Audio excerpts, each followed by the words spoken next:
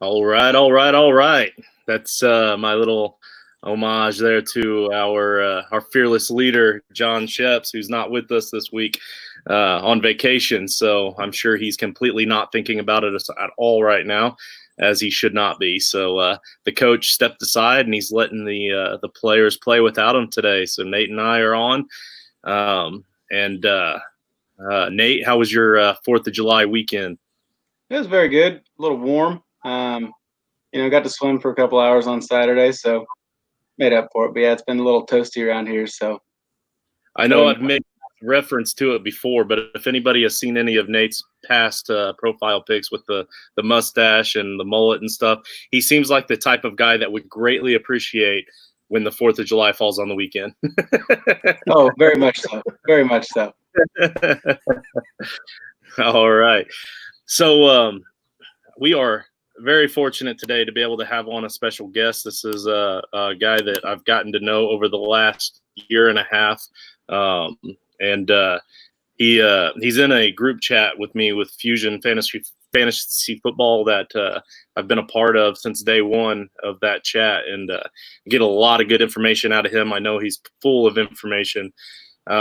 His name is George Reed, and I'm going to try something here.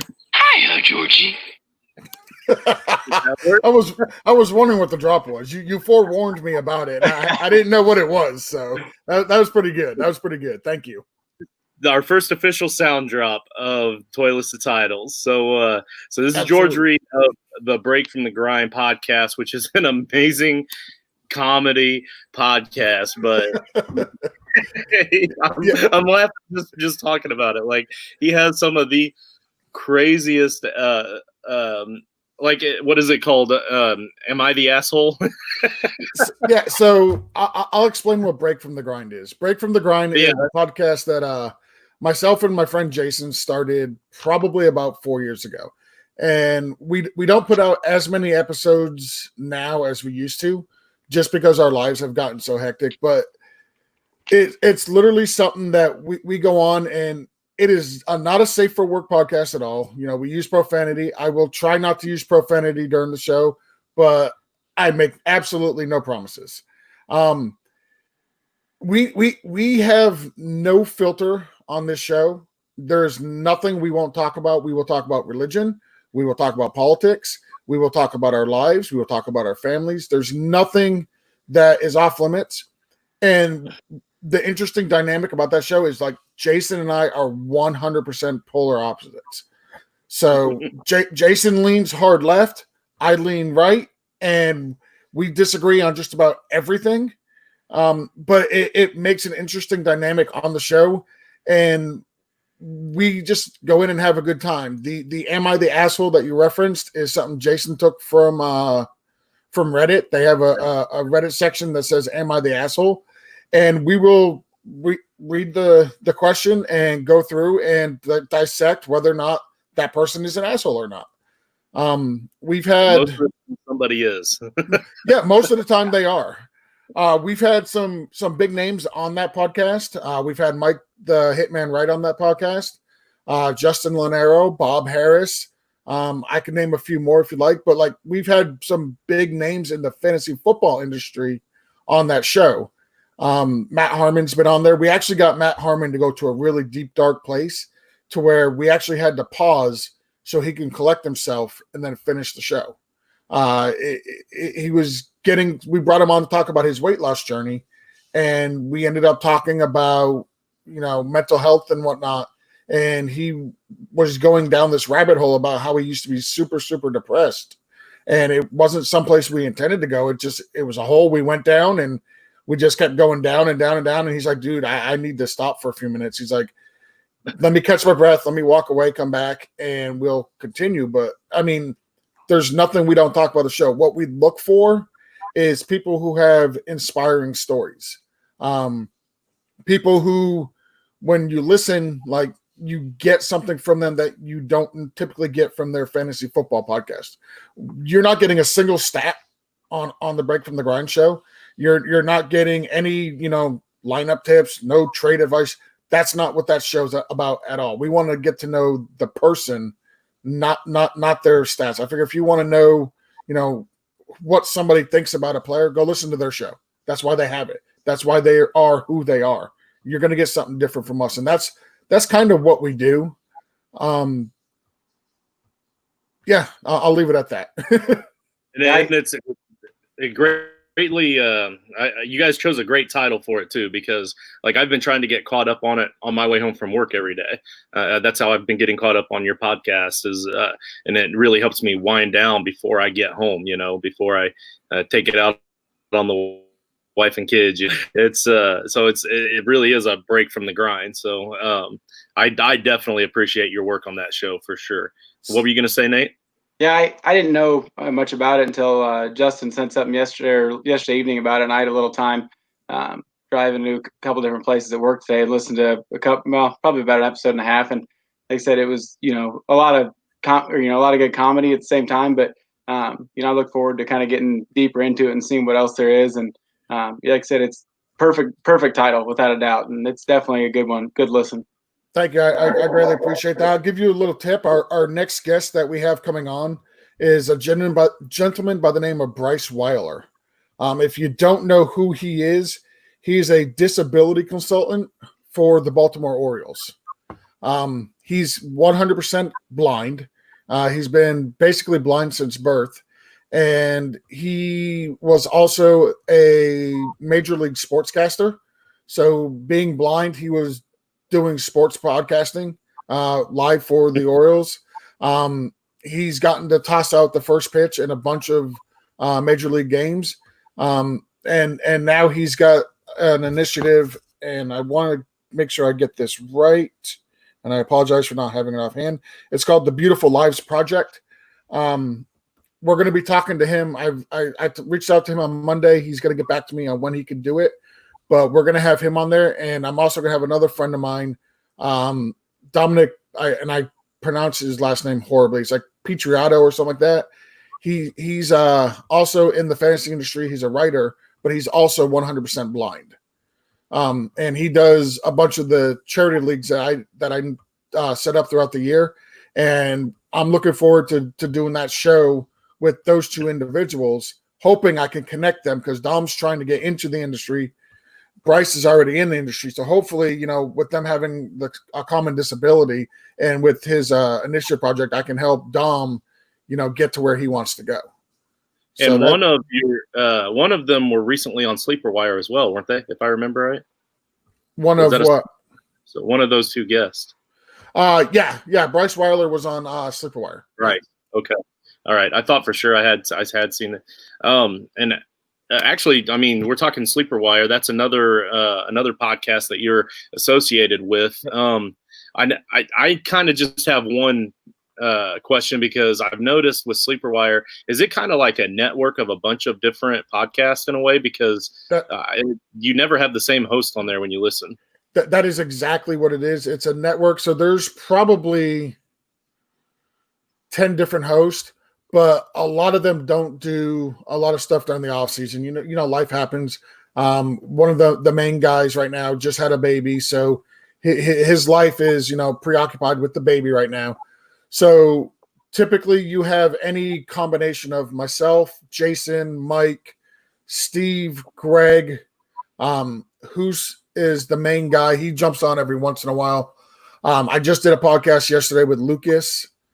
So there's a group of guys there. The off season is a little strange. Some people just don't want to put the content out there in the off season. And then you have a bunch of guys like me who just, want to do a podcast every single night. So, fortunately I got no life, so I'm able to. And, and so I just do, but yeah, it's not so much regimented during the off season.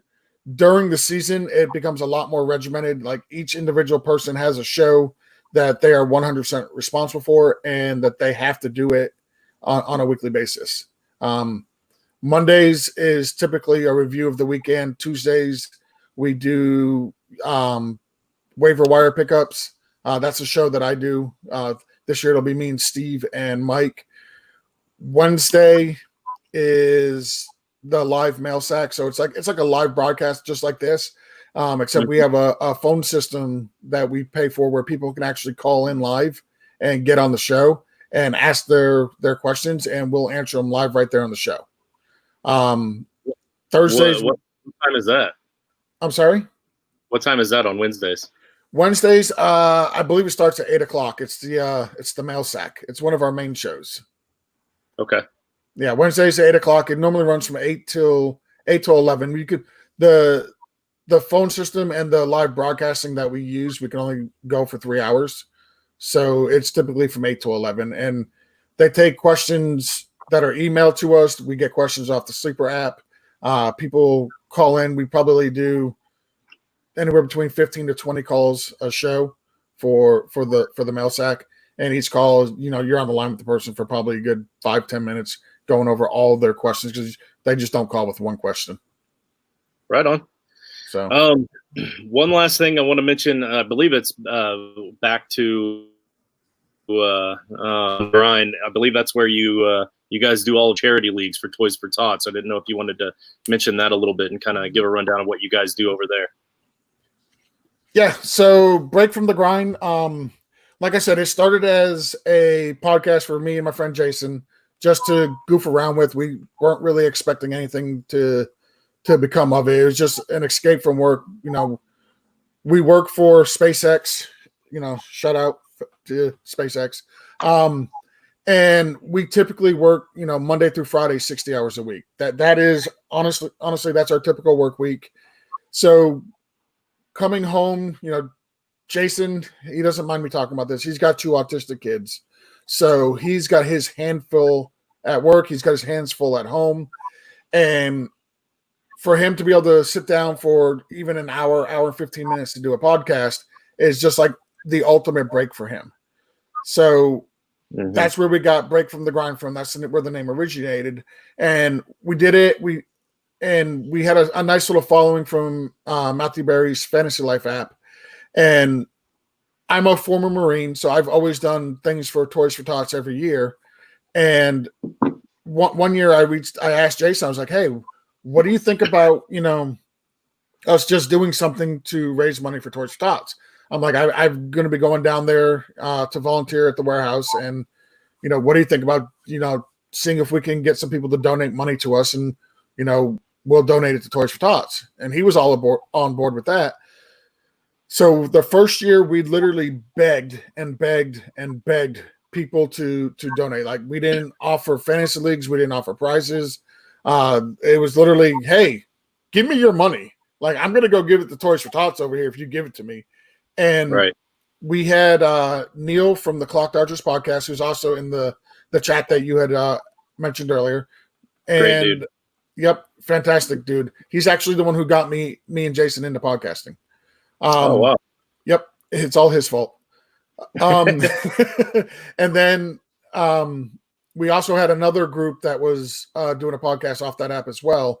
They were the FLOGs, and the FLOGs is basically the guys that were like the first group of guys on this app, and they were recognized by the app as OGs. So we reached out to Neil, we reached out to them to work with us to kind of help legitimize me and Jason on the app, because otherwise nobody's doing anything for us. And the first year we did this, we raised a little over $500. We're like, hey, this is pretty cool. The second year we raised a little over $1,000. And then the third year I got this idea of, hey, I'm going to do a fantasy league. I'm going to go buy this Michael Thomas jersey. I'll give this jersey away as a prize. Let's see how fast I can fill a fantasy league. And at that point, I was one of the top users on that app. I had been on there for so long. I was pretty credible on the app at the time. And so when I made a post on the main page, I filled that league in 45 minutes. And I charged, $50 a person to get in. And I filled the league in 45 minutes. And I could not believe how easy it was. And ever since then, I stopped begging.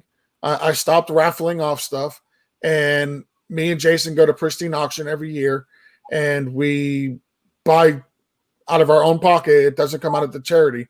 Out of our own pocket, we bid on stuff in the auction, we win it, and then we use that as prizes for the people to buy into the charity league. So you get in the league, you feel good about yourself because you're given to a charity, and then on top of that, you have an awesome chance to win a prize. Like we've given away a Saquon Barkley autographed football, or no, that was a mini helmet, excuse me. But I gave away Kenny Golladay jerseys. This year we have 2 Devontae Adams jersey. We have an autographed Jerry Rice 49ers football. We have an autographed Michael Irvin Super Bowl Lombardi Trophy replica. I got an autographed ball of Kenny Golladay. Just all different types of stuff that we've collected. We got a bunch of the rookies: DeAndre Swift, Jerry Jeudy, Cam Akers. Like we just have a ton of stuff to give away this year. And if we don't end up giving it away, then we'll just save it for next year.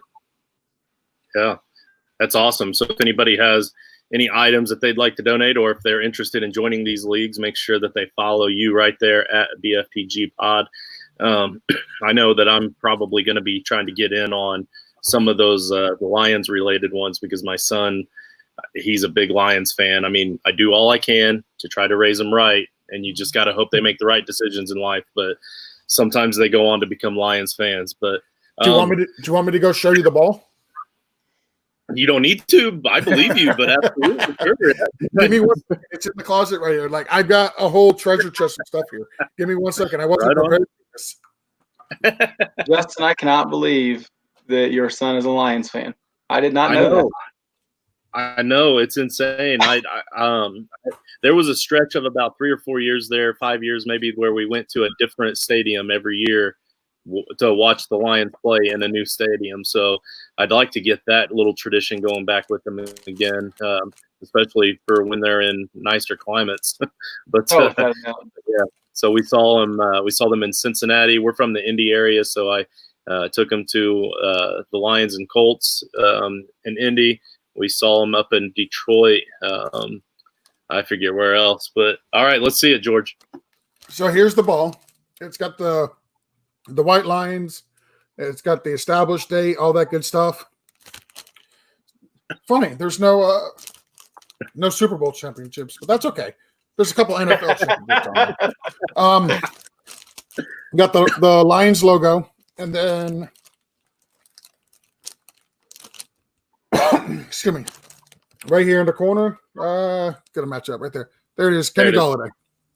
And Nice. last year I gave away a Kenny Golladay jersey, which honestly that really hurt me because that was a beautiful jersey and it was a beautiful signature. This one, it just says Kenny G and his number. The jersey I gave away last year said Kenny Golladay, like he wrote out the entire name. And That's those awesome. are becoming harder and harder to find. Well, Is that a discount for the Lions leagues then, I take it? Because they're, is it? So to get into this one, it's probably going to be $40. Like you can't go on Pristine Auction, Right? and get an autographed football for Kenny Golladay for $40. Yeah, so but you can join a charity league. Play. I'm sorry. Go ahead, Justin. I was gonna say, even though the Lions suck, Galladay's good. So yeah, it's all about the player. Like, I mean, listen, I'm Yeah. a Miami's fan. Okay, like I know my team is not good right now, but I would absolutely love some Tua stuff. Like, right. yeah, please give me that. Definitely. So my son did get a Marvin Jones autographed football for Christmas from his aunt, my sister-in-law, last year, and for some reason, just before the playoffs, it went flat. I don't know. That sounds like a joke. It actually did happen. But so we're going to go ahead and try to get right into the meat of the show here. We're already 20 minutes in just because I'm having a good time. But Nate, we've got a former Marine here that raises money for Toys for Tots and has a crazy good comedy show that I listen to on a regular basis. So you can kind of get a vibe for why I needed to have this guy on as my first opportunity to have my own guest. on the show. This dude is amazing. We could sit here and talk for hours just to BS. And honestly, George, like you were saying, like Neil helped you out with podcasting in the beginning. I know maybe you haven't helped me very much on the technical end of it, but you are absolutely one of the biggest reasons why I've decided to take a leap ahead and see if I can make a little splash in the water here myself, because you and I don't see eye to eye on a lot of things, and I can tell from your pod that we don't, but you're still one of my favorite people because of how open and honest you are. And I mean, just like everything we've already said, but I'm not going to keep fanboying here. We'll get right into it. But anyway, you guys, those of you that are watching right now, if you like what you've seen so far, hit that subscribe button. Give us a thumbs up. Give us a comment. I saw our boy Shane Hallam is watching right now. I appreciate you, Shane. If you got any questions out there for George here, throw it out there. I'll ask the question whenever we get the time. But Nate, I'm really curious to see what's going on with your Scott Fish Bowl satellite league, because George and I are in Scott Fish Bowl 10, but I don't know very much about this format of the satellite leagues. You kind of explained it a little bit to John and I earlier in the week in our chat, but if you would just go ahead and give us a quick rundown of what the satellite league is about and kind of where you're at with it and what you're looking at. Yeah, so it's I think they did it last year too. Maybe I'm not sure if it was like this, but like I said, there's 10 different leagues, and it's a best ball draft, 22 rounds. Same scoring, I believe, as your guys' regular fishbowl is. So it's been kind of interesting so far. It's been pretty slow going. I mean, I just made my fourth pick, and it started at the same time as you guys did yesterday. So we're really crawling along. I think like I said, I was pretty excited to get into it. It's not really the big one like you guys, but at the same time, I think not necessarily, or I think I want to say the winners get to go. They get a ticket for Scott Fish Bowl 11, and there's quite a few other prizes too. But it's not really about that. Like I said, it's kind of more the charity thing and just the fun of it all. But I think my team so far, I had the 8th pick. Started with Michael Thomas, and then Kyler Murray was my 2nd rounder, and then Jonathan Taylor, and then I just picked Rodgers with my 4th, which probably shouldn't have, but I kind of have to have one homer pick here and there, so it's okay. But I was kind of questioning the Rodgers pick, but with it being best ball, I mean, you do have 2 of the best quarterbacks for a best ball scenario, because Rodgers could still have a 3-touchdown, 350-yard game, and he can have very efficient games as well, and we'll see what he's like in this new system. So being best ball with a super flex, I mean, it could be a great thing for some weeks, but I don't know. What do you think, George? So with the super flex aspect of it, I don't hate it too much. The good thing is like if Roger goes out and has just an atrocious game, or if Kyler goes out and has an atrocious game, like they're not stuck in your starting lineup. So there's potential where one of them goes out and has a good game, one goes out and has a bad game, but you could have somebody on your bench who typically you wouldn't have in your starting lineup, and they have a better game than the quarterback, and they automatically get shifted into that super flex position. So that aspect of it, thinking about it like that, I don't hate it too much. I also drafted Rodgers in the Scott Fish Bowl. I took him at the 5'11" though, so I got him just basically a full round later. Well, and I was sitting there looking, and it's been the draft so far has been pretty sporadic. It just the way that people are picking just seems off the wall sometimes. I mean, I think my biggest surprise, I saw somebody took Josh Allen in the 3rd round. I mean, I love Josh Allen. I do. And I have him on quite a few dynasty leagues or dynasty squads, but not a chance in the league where, you're losing points for incompletions and things like that. I mean, I know it's best ball, but that seemed pretty early for a guy like that. Yeah.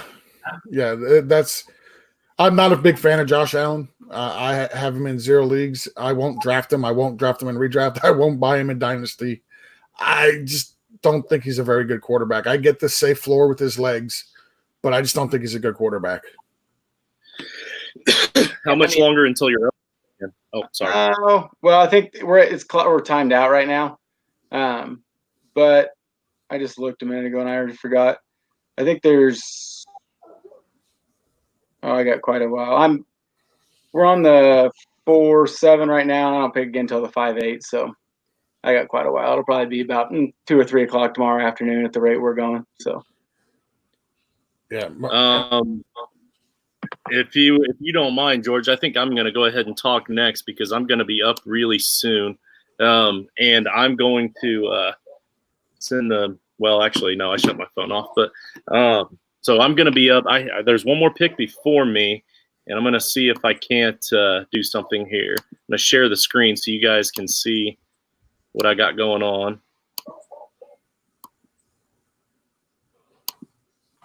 All right, so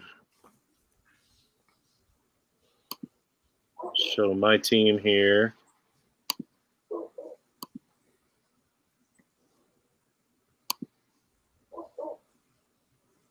Pay no mind to all those tabs at the top. I don't know how you do it. I don't do well with passwords, so. All right, so Dak and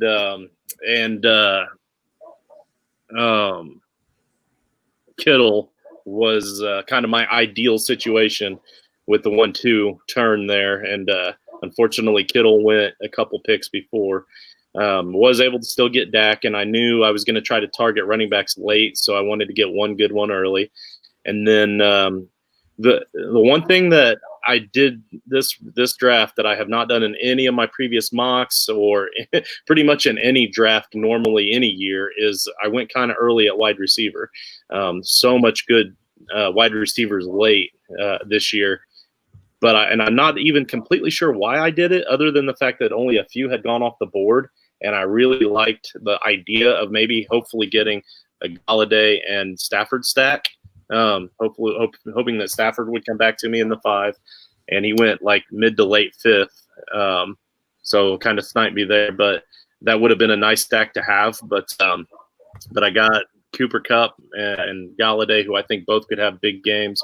And then Ryan Tannehill is kind of like my diamond in the rough quarterback that I really wanted if all else failed. So I'm glad he was still there for me, and Mark Ingram. So I'm going to be up in a couple of picks, and I'll have 2 back-to-back here. So that just kind of gives you an idea of what I've got. So let's take a look at what is available. And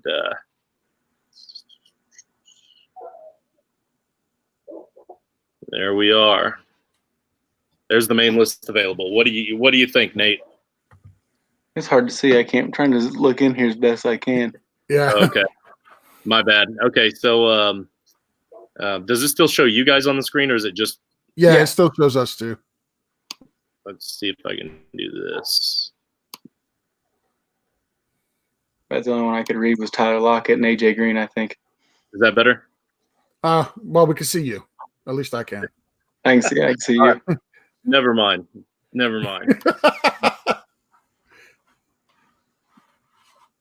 Let's pull this all back up here, and we'll just chit chat. I'll just run off who I've got. Okay, so if I wanted to go quarterback here, if I wanted to go my third quarterback, I personally like all 3 of the top ones available right now, which are Phillip Rivers, Derek Carr, and Jimmy Garoppolo. In this format, I like all 3 of them, and none of the 3 of them will make it back to me, I'm sure, at the next turn. But again, that's a third quarterback. My running backs currently are Derrick Henry and Mark Ingram. I could go for Damian Williams. James White is available still. Marlon Mack, Keyshawn Vaughn, Sony Michel, kind of the only running backs there that I might consider. And then, like I said, a lot of depth at wide receiver. We've got Devontae Parker, Tyler Lockett, AJ Green, T.Y. Hilton, Diggs, Boyd, and that whole group after. And then at tight end, we've got actually, I could go Hayden Hurst. I've thought about that because I don't have a tight end yet. Hayden Hurst is a guy I like for this season. Jared Cook is still there. Austin Hooper, Blake Jarwin, Tyler Higbee. Just those are kind of the top. that wasn't supposed to happen. So I think that's a sign. What do you think? So I want to know you're dead set on carrying 3 quarterbacks, right? And you like the 3 quarter. No, I said I could if I wanted to go quarterback there. But if I pass right now, I'm not going 3 quarterback because those are the last 3 that are worth drafting in my mind. I mean, I might get somebody late that could be a backup that could take over or something if I just wanted to take a flyer late. But with it not being best ball, I think that 2 quarterback is probably the best way to go in this format. But like I said, a 3rd quarterback would be fine. But I'm not set on it. All right. So would it be very homerish and very on brand for me to say take the Kansas City starting running back?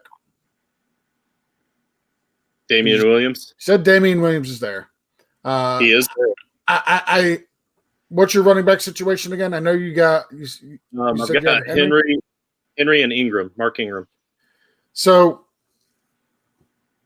I think the only 2 running backs left I feel comfortable with is Damian Williams and Sonny Michel. I seen a article that one of the guys in my division did on Sonny Michel, and in this scoring format last year, he put up over 200 points. Oh wow! So, really? Yeah. Wow. It was kind of eye opening.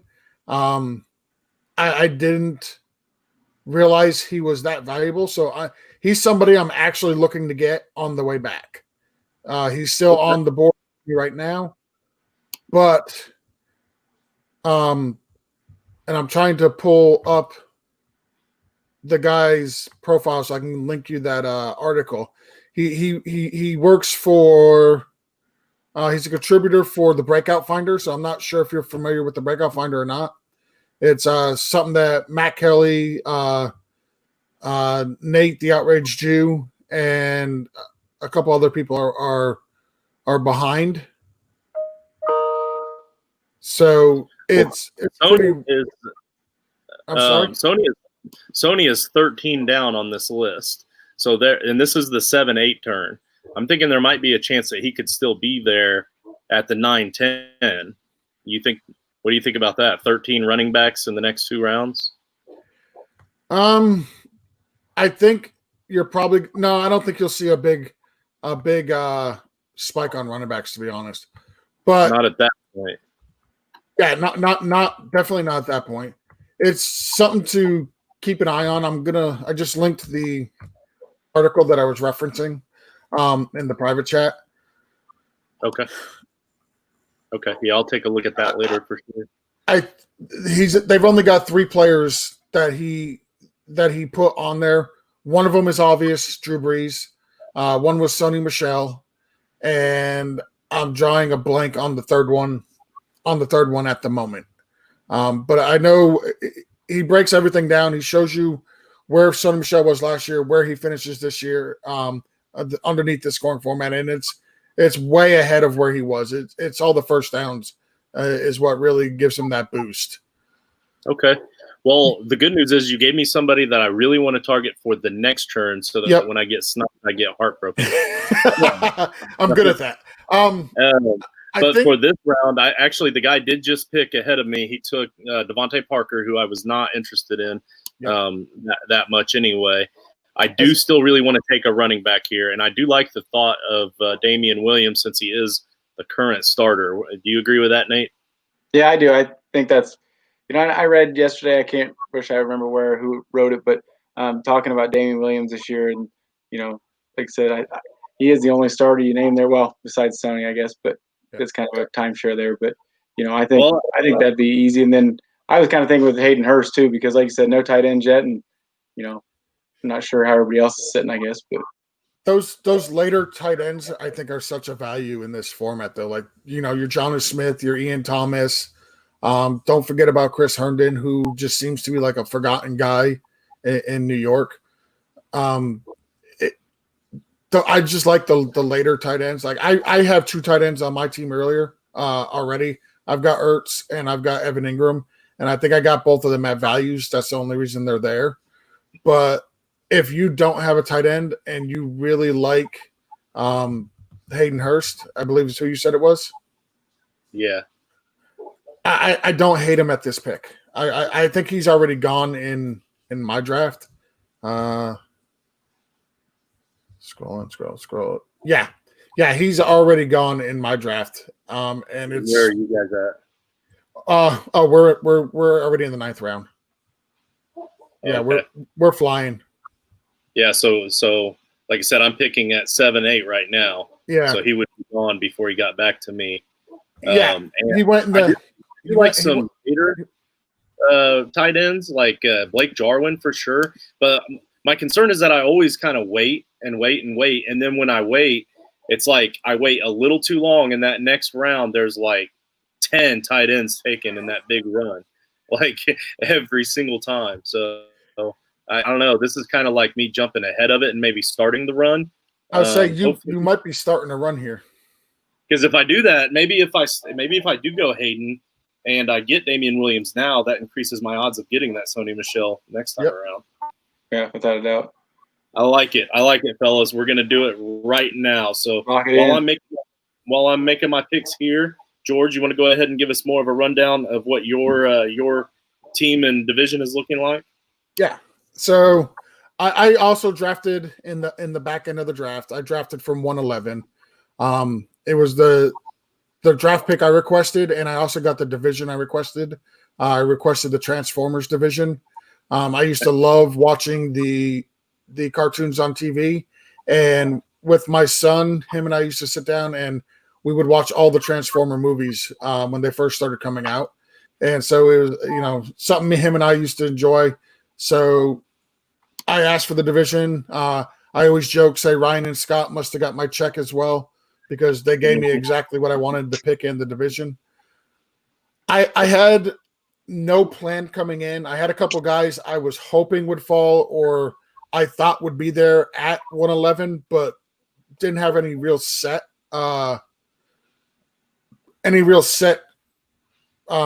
strategy.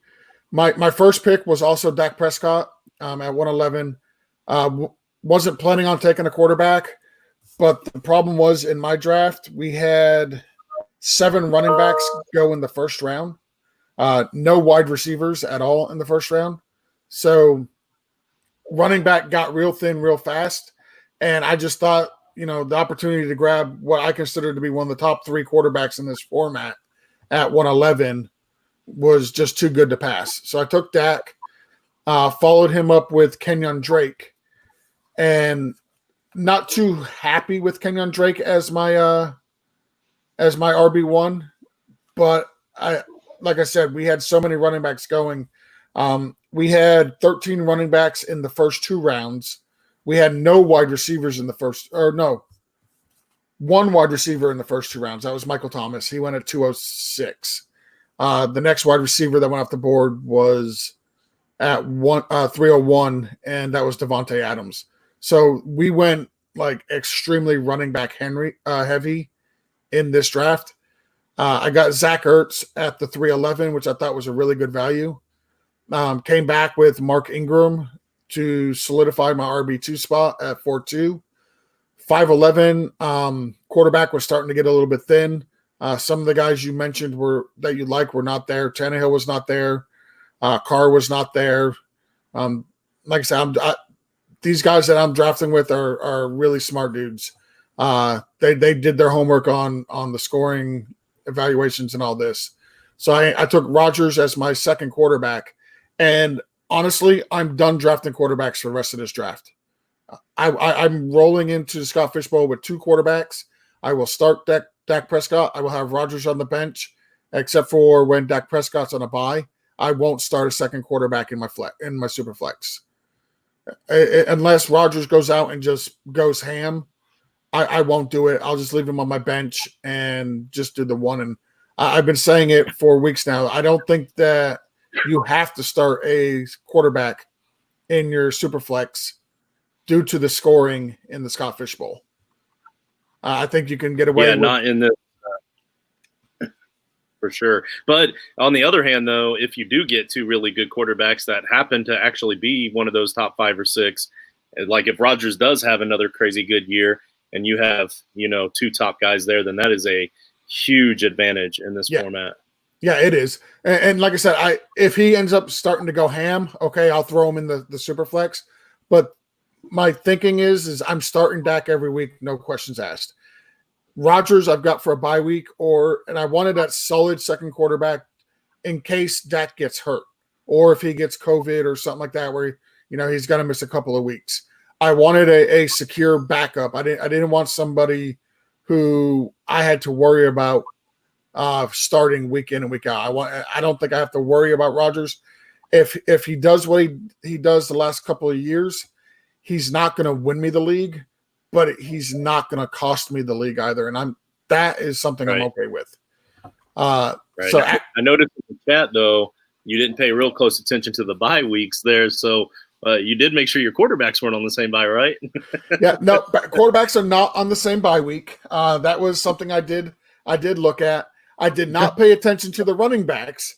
Mark Ingram, Kenyon Drake, and the guy I took at 602, my truther status running back, Darius Geis. They all have week 8 buys. So as of right now, I have no running backs for week 8. Hoping that I can get Sony Michel on the way back, and then I'll pair him with like a Jordan Howard or a Matt Breida or something like that for week 8. But as of right now, yeah, I'm kind of hurting at the running back position for week 8. But I'm good the rest of the week, so I'm not overly concerned about that one specific week.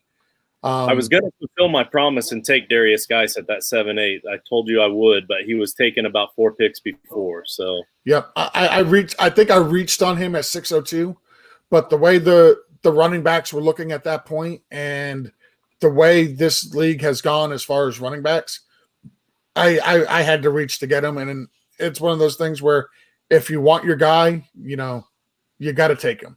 So I went ahead, and that's exactly what I did. And you definitely want him. I did. Yeah, I when I drafted him, like it gives you the option to put a little comment there, and so I just put truther status. And the guys in the chat with me, they're all like, "Are you serious?" I'm like, "Yeah, dude, you have no idea. I've got this cat in so many dynasty leagues. If he hits like I think he will, I might become unbearable." I don't think you're alone though. Sheps and I both love that guy. I know that. Yeah, I love the dude. Great dude, great person.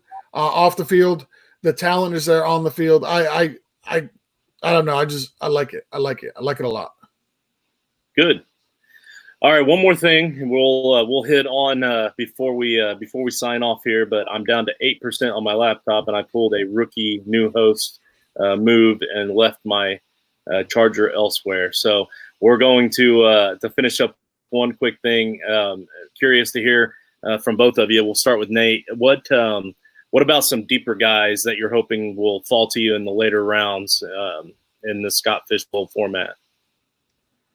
Well, it's been tough to think. I was thinking where I'm going to go next. And like you were talking about, earlier. 20 or the next 10 picks. Yeah. Well, no, we're talking about tight ends, and I think I'm probably going to wait, and hopefully I don't wait too long. But I'm pretty big on Dawson Knox and Irv Smith both. I think they're both ready to break out. I think they did pretty well last year, and even Jay Sternberger too. I know we talked about him before, but again, I think I think he's in a good spot, and they're both all three of those guys should be fairly late picks. And I think everybody's on the Deontay Johnson train. I don't think he'll be very late now. I'd say I got him in some dynasty spots too, but he'd be one I really wouldn't mind having on here too. But I think he's going to go a lot sooner than I want to take him. So, right on. So I'll give you a couple. First one, I already mentioned him, Chris Herndon. I feel like people forget, what he did 2 years ago with the Jets. There's not really a whole lot there for Sam Darnold. So I think Chris Herndon could be a late round steal, especially with the tight end premium that they get for for receptions and first downs. Another one I always bring up is Antonio Brown. Don't forget about this guy. If it comes out where he signs tomorrow, like whoever's on the clock is taking him right away. Like no doubt about it. And, antics aside, like, don't take the Scott Fishbowl too serious. Like you shouldn't take anything really too serious. And in the end, it's just a game. But Antonio Brown on the field is definitely a game changer. So he's someone I say don't forget about him. And another one, and I feel like it's not a super, super late sleeper, but being a Miami fan, I would be a very bad fan if I said don't go out and get Preston Williams. He's going to outperform Devontae Parker this year. That's so Preston Williams is interesting to me because I've always considered ACL injuries to be more of the next year sort of thing. Give him a season to really fully recover and get his feet back under him, and then the next season he's going to be good. Does that make sense? Yep. Like, was it a later knee injury, and I'm assuming an ACL?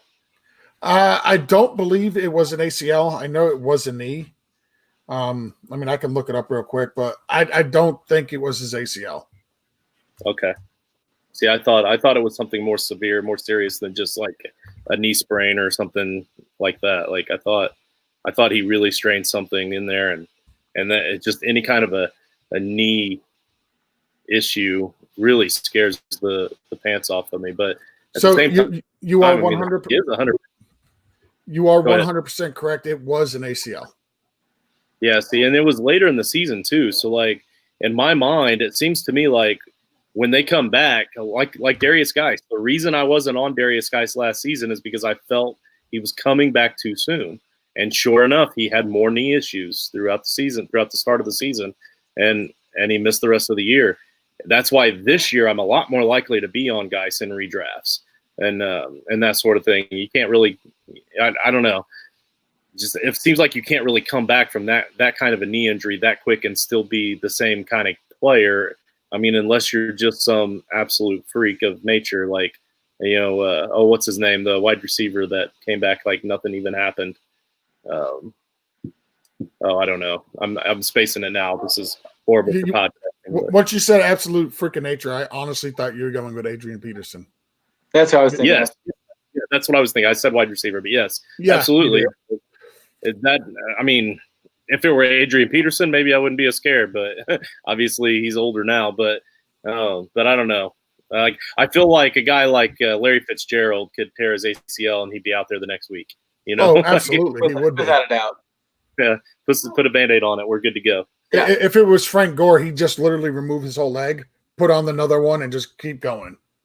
Right. Oh, yeah. Right. I think he's going to play till I retire. Yeah. Exactly. And you still look young, man, especially since with the yeah. Well, I got I'm shooting for like 25 years. So yeah, it wouldn't surprise me though if he made it that far. Yeah, there you go. Right. There you go. All right, fellas. Well, I think we're gonna call that a show. But I appreciate you guys. Definitely appreciate you, George, for coming on. And